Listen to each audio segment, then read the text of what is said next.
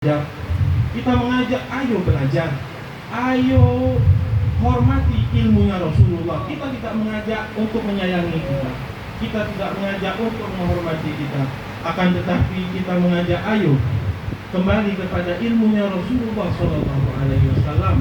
Ayo kembali kepada hadiyun Nabi Muhammad SAW.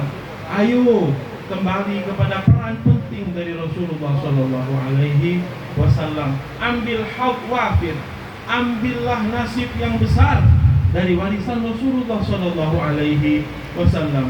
Sayyidina Abu Hurairah pada suatu hari melewati pasar. Mungkin antum sering dengar cerita ini. Beliau melewati pasar, dilihat ramai orang di pasar. Ramai orang di pasar, lalu beliau berkata kepada semua yang ada di pasar, "Ma'ajazakum, kok antum ada di sini? Di masjid dibagikan warisan Rasulullah SAW. Ayo ke masjid, ayo kita ambil warisan Rasulullah SAW." Maka orang yang mendengar ini langsung menuju masjid untuk mengambil warisan Rasulullah SAW. Dilihat di masjid, la mal wala zahab wala harta, ada yang ngaku di masjid. Datang mereka marah sama Abu Hurairah. Ya Abu Hurairah, enti bilang di masjid ada warisan Rasulullah SAW. Tidak kata apa-apa di masjid. Dia bilang, wallahi tidak kata apa-apa, kata Abu Hurairah. Naam, tidak kata apa-apa di masjid.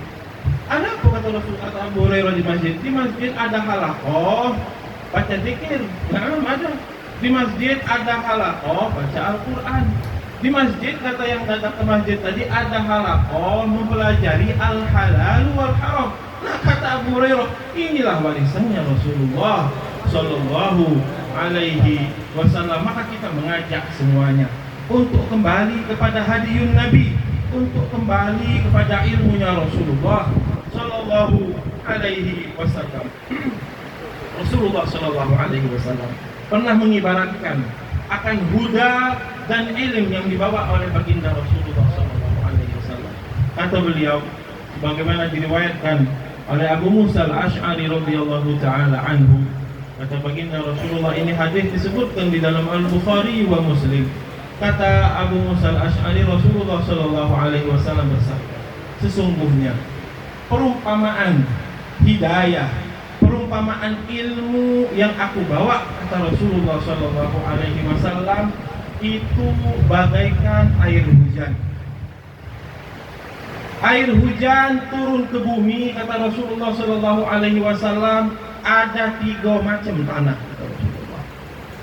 Tanah yang pertama, tanah yang bagus. Kalau dituruni air, ini tanah akan menyerap air sehingga membuat tanah tersebut menjadi tanah yang subur, kata baginda Rasulullah. Lalu apa ya Rasulullah? Lalu tanah ini akan menumbuhkan tanaman. Lalu tanah ini akan menumbuhkan rerumputan. Rumput bisa dimakan oleh hewan, tanaman bisa dimakan dan diambil manfaatnya oleh orang yang ada. Itu yang pertama, kata Rasulullah.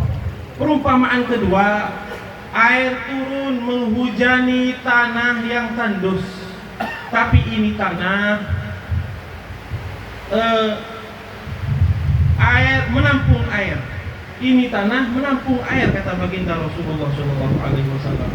Sehingga banyak air di tanah tersebut menjadi kawah, menjadi danau, apalah itu namanya.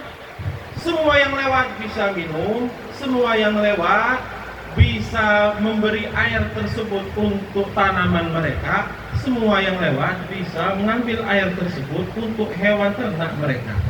Lalu yang ketiga, kata baginda Rasulullah SAW, ini tanah turun, ini hujan turun kepada tanah yang tidak bagus. Lah dia subur, bisa menumbuhkan rumputan. Wala tanah ini bisa menampung air, kata Rasulullah Sallallahu Alaihi Wasallam. Air yang turun ke tanah tersebut hilang begitu saja. Inilah, kata Rasulullah Sallallahu Alaihi Wasallam, perumpamaan orang yang menerima hidayah dan ilmu dari. Yang pertama, bermanfaat ilmu tersebut buat dirinya dan ilmu tersebut bisa ia sebarkan kepada orang lain.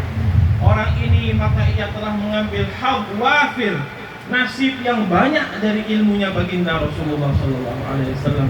Lihat Habib Hasan bin Ahmad Baharun. Inilah Al Habib Hasan bin Ahmad Baharun. Semua ilmu yang beliau pahami, yang beliau pelajari diamalkan untuk diri beliau sendiri. Dan semua ilmu yang beliau pelajari bisa beliau ajarkan kepada semuanya. Maka kita lihat sekarang, insya Allah semua pemuda-pemuda yang seperti Al-Faqir, umurnya 30-an sampai 40-an, pasti bernisbahkan secara ilmu kepada Al-Habib Hasan bin Ahmad Baharun. Al-Faqir, begitu pun Al-Faqir, banyak guru-guru Al-Faqir santrinya Al-Habib Ahmad bin Hasan Baharun, Al-Habib Hasan bin Ahmad Baharun. Antum pun mungkin seperti itu. Semua yang usianya 30 sampai 40 tahun pasti bernasabkan secara ilmu kepada Al-Habib Hasan bin Ahmad Baharun. Ini menunjukkan akan nasib beliau yang besar daripada ilmu hidayah yang dibawa oleh baginda Rasulullah Sallallahu Alaihi Wasallam. Orang yang kedua, kata baginda Rasulullah, dia ini ilmu tidak bisa ia manfaatkan buat dirinya sendiri, tapi ini ilmu bisa ia sebarkan kepada orang lain. Makanya kata Rasulullah Sallallahu Alaihi Wasallam, barang siapa yang mendengarkan hadis dariku, kata baginda Rasulullah, maka sebarkan.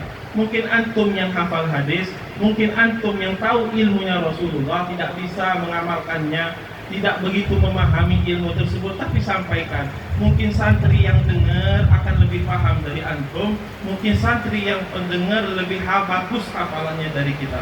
Dan yang terakhir kata baginda Rasulullah Sallallahu Alaihi Wasallam, ini orang yang tidak mengambil nasib sama sekali dari ilmunya Rasulullah Sallallahu Alaihi Wasallam, lah buat diri dia sendiri, wala buat orang lain. Alhamdulillah, alhamdulillah. Al-Habib Hasan bin Ahmad Baharun, tadi seperti yang disebutkan, beliau adalah orang yang mukhlis, beliau adalah orang yang sangat ikhlas, beliau adalah orang yang mempunyai niat shadiqah, niat yang jujur. Makanya kita lihat sekarang pondoknya berkembang, ilmunya beliau menyebar, santrinya beliau di mana-mana. Bahkan seperti tadi yang Al-Faqir sampaikan, semuanya bersanadkan ilmu kepada Al-Habib Hasan bin Ahmad Baharun. Karena apa? Karena niat beliau yang baik. Inilah niat salihah. Makanya kata para ulama, mengapa orang mukmin hidupnya cuma 50 tahun, 30 tahun tapi khalid fil jannah? Kok orang kafir hidupnya 30 tahun, 40 tahun tapi khalid fil nar?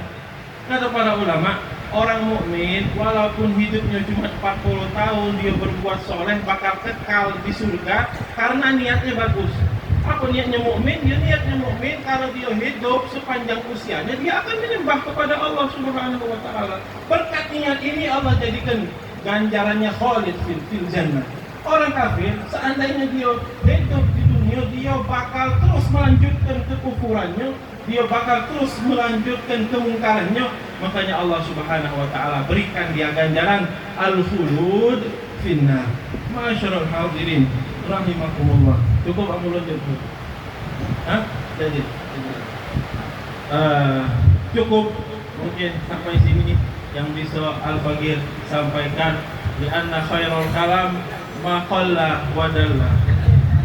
Ucapan yang paling bagus adalah ucapan yang singkat dan terarah, insyaallah. Hadani Allah wa iyyakum ila aqwamit thariq. Assalamualaikum warahmatullahi wabarakatuh.